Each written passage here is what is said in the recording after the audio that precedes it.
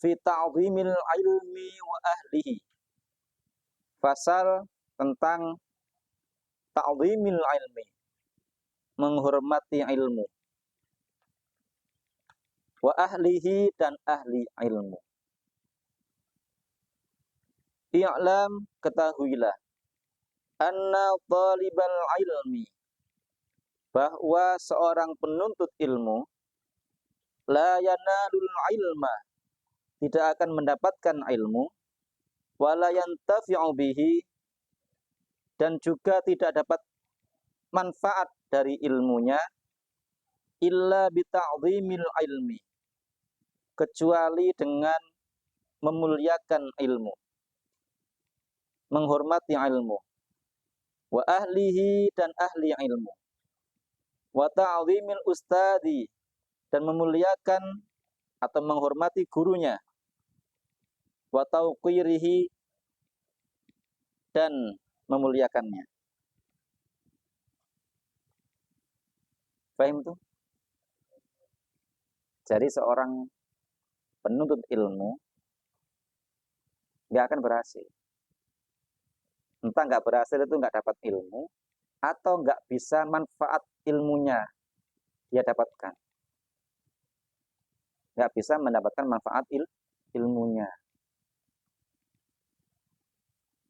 Jika tidak menghormati ilmu dan ahli ilmu, dan juga tidak menghormati gurunya dan memuliakan. Di antara tidak menghormati gurunya itu nasihat gurunya, dia hanya mendengarkan saja, tapi tidak tidak mau melaksanakan. Dianggap sepele. Nasihat gurunya dianggap sepele. Dianggap hanya angin lalu. Kayak apa ya? Gurunya ngomong sak ngomong dianggap biasa. Padahal itu pesan-pesan ilmu dari gurunya. Ya. Kan orang belajar nih, orang ngaji ini kan ingin lebih jadi lebih baik, ya. Ada perbaikan diri. Tapi ketika dia dinasihati gurunya, dituntun gurunya, diarahkan gurunya untuk jadi yang dia inginkan, dianya malah tidak mematuhi gurunya. Jangankan mematuhi, bahkan tidak menghormati. Dianggap nasihat gurunya biasa-biasa saja, tidak dipakai, ya nggak akan berhasil. Ya akan berhasil. Meskipun dia dapat ilmu yang dia hafalkan, tapi itu percuma, tidak manfaat untuknya.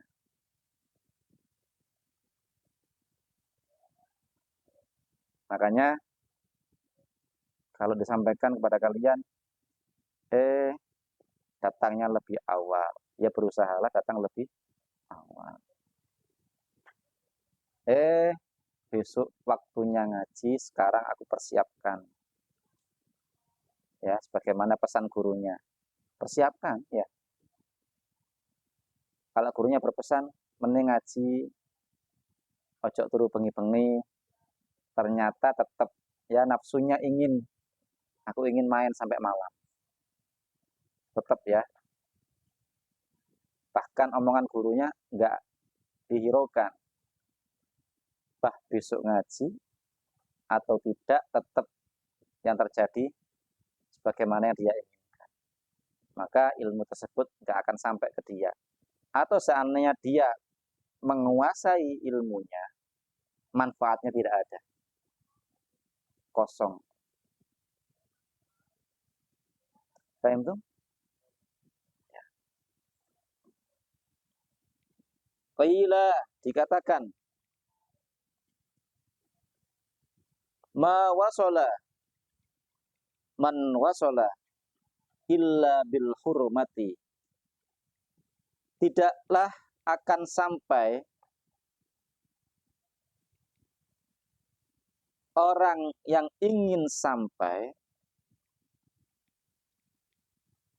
tidaklah berhasil orang yang ingin menggapai keberhasilan illa bihormati, kecuali dengan menghormatinya.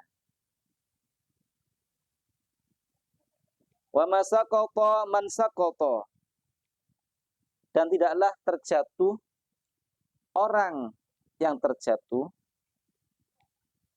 illa bitarkil hurmati, kecuali dengan meninggalkan hormat atau tidak mau menghormati. Paham ya? Kalau ingin berhasil sampai ilmunya dapat, manfaatnya dapat, maka hormati ilmunya, hormati ulamanya, hormati gurunya. Terutama yang terakhir ini, karena kamu belajar pada seorang guru, maka ucapan-ucapan gurumu ya kamu dengarkan. Jangan hanya dianggap pepesan kosong. Ya, di antara syaratnya cari ilmu, dapat ilmu itu kan terakhir wa irsyadu ustadi. Sebelum terakhir ya, wa irsyadu ustadi. Wa tuli zaman. Ada di antaranya yaitu irsyadu ustadi. Petunjuk atau apa, arahan dari guru. Lah nggak mau arahan guru ya sudah,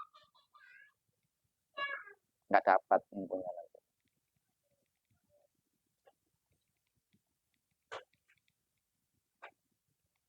Dan orang yang tidak mau menghormati maka akan sakoto, ya. Wa masakoto man sakoto illa bidarkil hurma. Tidaklah terjatuh orang yang terjatuh kecuali dengan dia meninggalkan penghormatan. Ya. Kalau kalian enggan menghormati, enggan mendengarkan, enggan menghiraukan apa yang disampaikan gurumu, ya sudah, persiapkan dirimu terjatuh, nggak akan berhasil. Ya.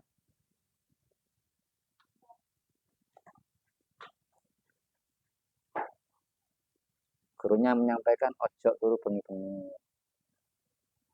Ternyata kamunya masih apa, melea, nggak menghiraukan. Ya sudah. Maka yang ingin dicapai tidak akan dia dapatkan. Bahkan dia akan jatuh tersungkur ke dalam kebodohan atau ke dalam kehinaan atau ke dalam ketidakmanfaatan ilmu.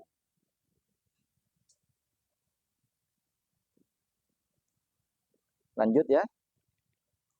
Waqila, dan dikatakan al-hurmatu khairun minat ta'ati. Menghormat itu lebih baik nilainya minat ta'ati, dibandingkan ketaatan.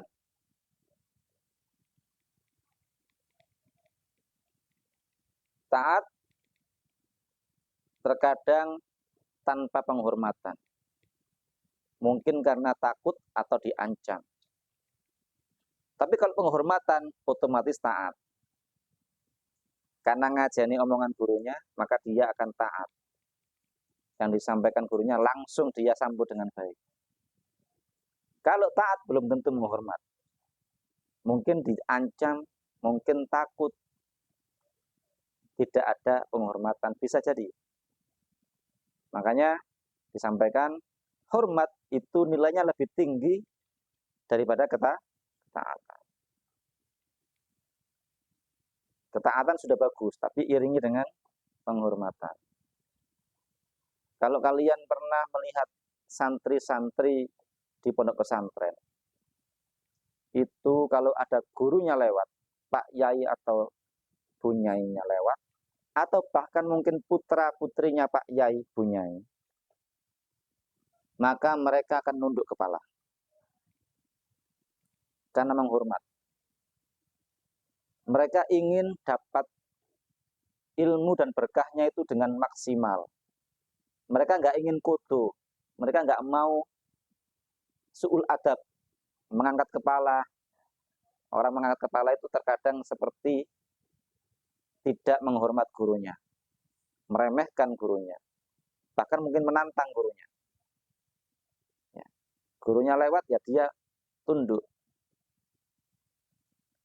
Gurunya jalan, dia jalan, maka dia mengalah. Dia berhenti, mempersilahkan gurunya untuk lewat lebih dulu.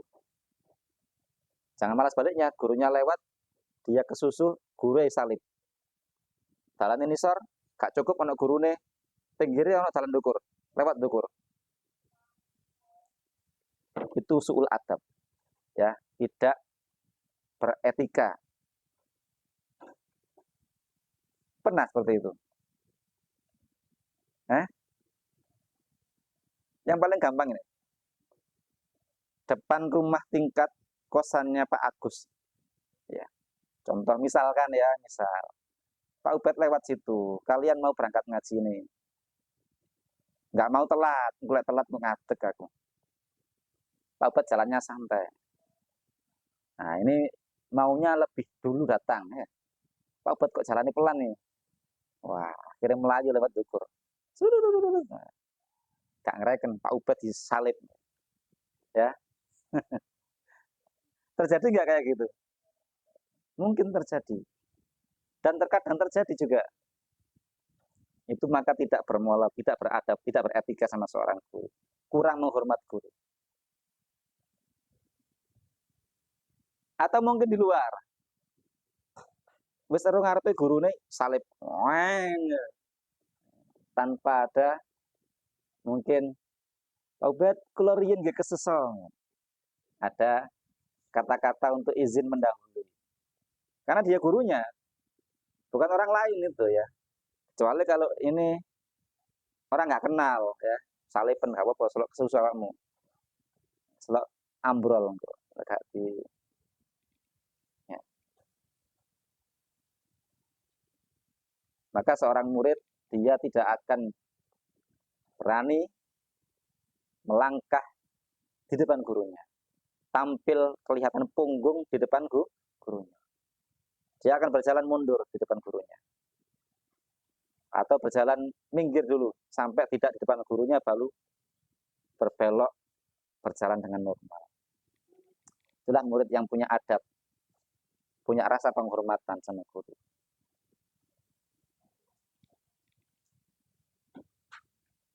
Coba deh, coba kita searching ya, akhlak santri di pesantren ini misalkan, akhlak santri di pesantren Ploso Kediri misalkan, nanti dilihat di situ.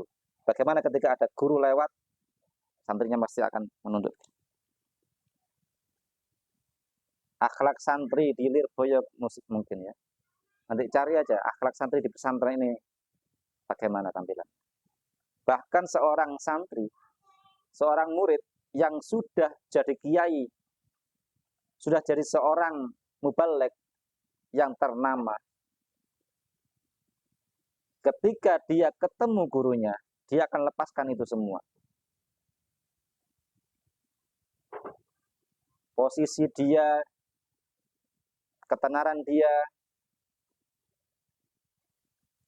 ketika di luar, dia tundukkan, dia buang semua, karena dia menghadapi gurunya. Meskipun gurunya tidak tenar, meskipun gurunya tetap seperti sedia kala. Sebagai seorang santri, maka adab tetap dipakai, penghormatan tetap dipakai. Coba lihat para ulama yang kalian mungkin tahu di mana-mana, oh beliau ini orang ulama terkenal. Ketika dia kembali ke pondoknya misalkan, sowan ke pondoknya, maka dia bukan apa-apa, dia seorang santri. Dan yang di sana adalah gurunya, ustadznya, kiainya. Dia tetap dalam posisi itu dan dia akan menghormat. Tidak menghiraukan apakah dia di luar sebagai orang yang terkenal atau orang yang disegani di luar, itu dilepaskan semua. Ketika dia salim dengan gurunya, dia lepaskan egonya. Tidak ada tendeng aling-aling lagi, tidak ada rasa ego lagi, tidak ada rasa apa itu? Segan atau apa ya istilahnya.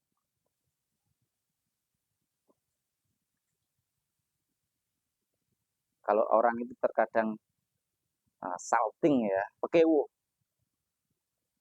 tidak ada rasa sulit untuk menjadikan dirinya kembali ke posisi sebagai santri. Terkadang seorang murid itu kalau sudah keluar atau mungkin sudah lebih besar daripada ketika dia mengaji di gurunya, maka dia akan berubah menganggap gurunya sudah bukan gurunya lagi. Gurunya adalah orang biasa. Dan aku sekarang sudah besar. Aku sekarang sudah dewasa. Aku sudah nggak pantas lagi salim sama guruku, dicium tangannya. Terjadi ini banyak di tempat banyak, di mana-mana banyak. Biyen mbak gurune manut ketika masih kecil. Salim cium tangan. Ketika dia besar, salim ogah cium tangan. Malu dia. Ini tanda seorang santri yang adabnya kurang. Posisikan dirimu tetap seperti semula. Gurumu adalah gurumu, bukan siapa-siapa. Gurumu tetap gurumu. Penghormatan tetap penghormatan. Kalau ingin ilmu berkah, manfaat ilmumu, maka ta'zim sama seorang guru tetap dilaksanakan, dijalankan. Yang semula salim dengan guru, cium tangannya tetap dicium tangannya. Jangan terus malu. Guruku pancet cilik ae.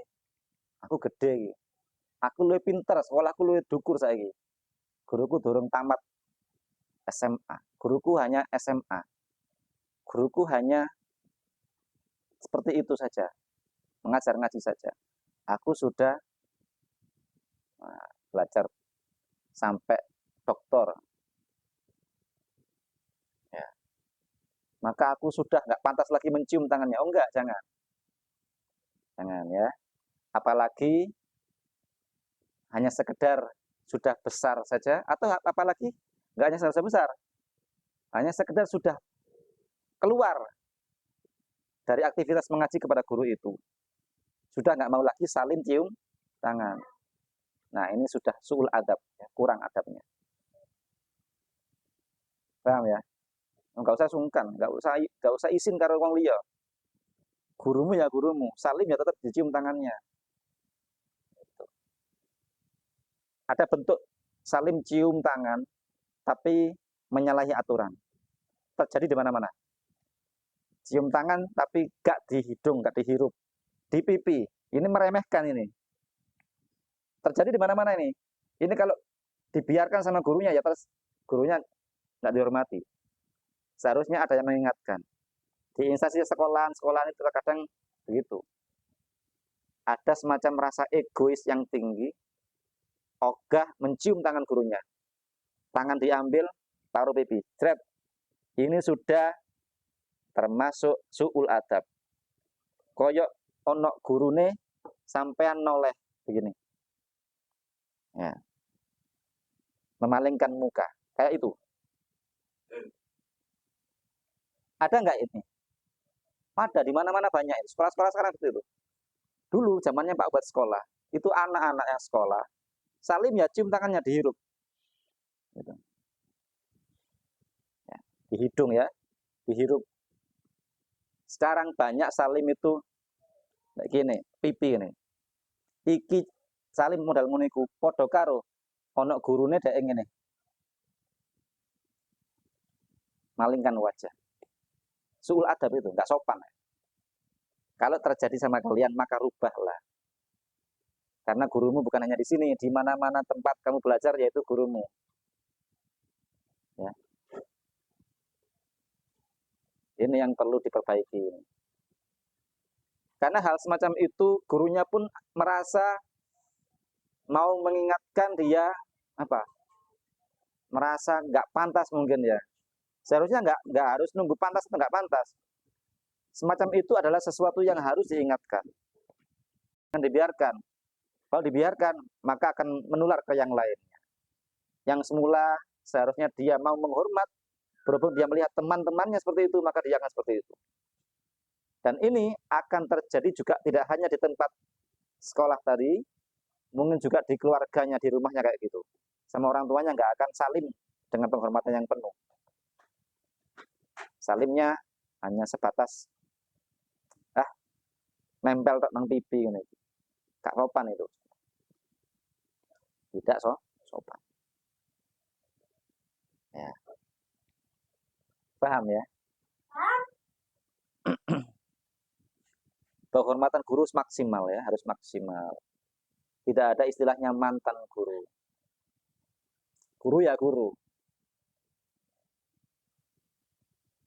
Kecuali kalau ini guru tadi laki-laki, muridnya perempuan. Atau gurunya perempuan, muridnya laki-laki.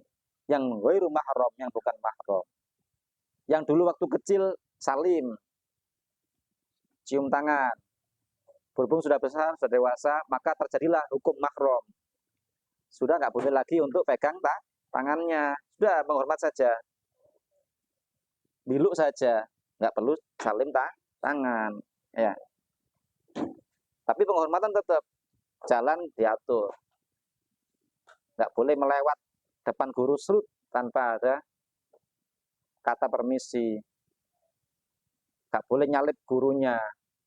Jalan depan guru tampak punggungnya, nggak boleh.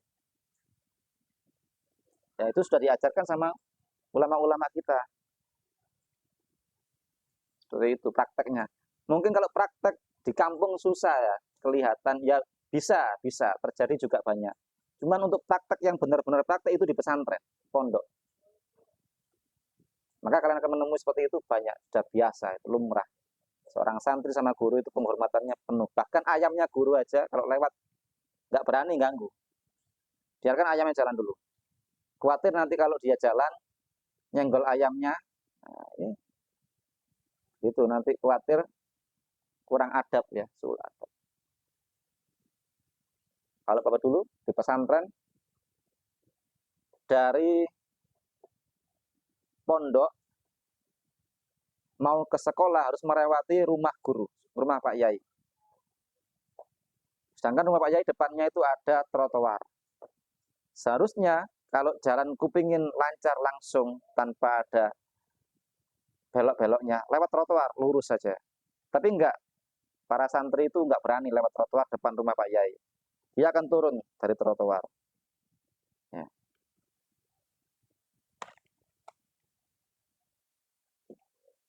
Ya. Ini rumah Pak Yai di sini. Ini dari pondok mau ke sekolah. Seharusnya lewat ini ya, lewat sini langsung nyambung. Tapi enggak, karena di sini rumah Pak Yai, trotoar ini enggak boleh dia naiki.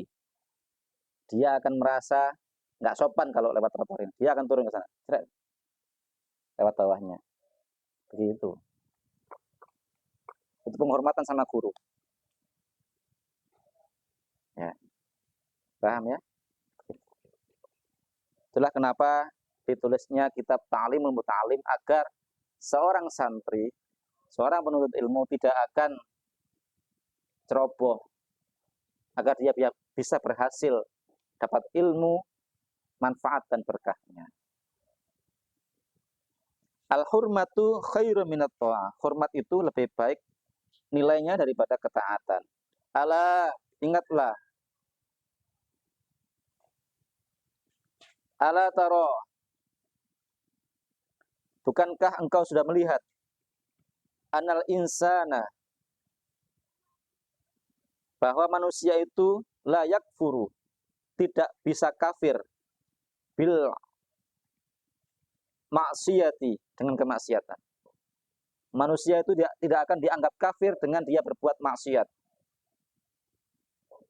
Orang beriman berbuat maksiat tetap beriman, ya. Orang muslim, orang mukmin yang bersyahadat, ketika dia mencuri, ketika dia melihat sesuatu yang haram, maka dia tetap beriman. Masih sah imannya, tidak akan berubah jadi kafir. Wa innama, hanya saja yakfuru bistighfafiha, dia akan jadi kafir dengan meremehkannya. Bitarkil hurmati, dan dengan meninggalkan penghormatan. Orang itu tidak akan kafir dengan dia berbuat maksiat, melihat sesuatu yang haram. Tapi dia bisa kafir dengan meremehkan perbuatan itu. Allah dosa ngene, nah itu meremehkan. Hati-hati, karena dia meremehkan dosa, meskipun kecil, maka nilainya dosa itu akan melambung, akan besar nilai apa dosanya tadi. Dosanya kecil, tapi meremehkan itu menjadi besar dosanya. Allah ndelok wong wedok gak apa-apa, meremehkan. Ini jadi dosa apa? Besar. Sakjane ndelok iku mang dosa kecil. Berhubung dia meremehkan, maka meremehkan tadi itu yang membuat jadi dosa besar. Dan bisakah kafir? Naudzubillah min dzalik. Orang bermaksiat itu enggak kafir, tapi dia kalau meremehkan maksiat, maka bisa jadi kafir. Paham tuh? Maka mulai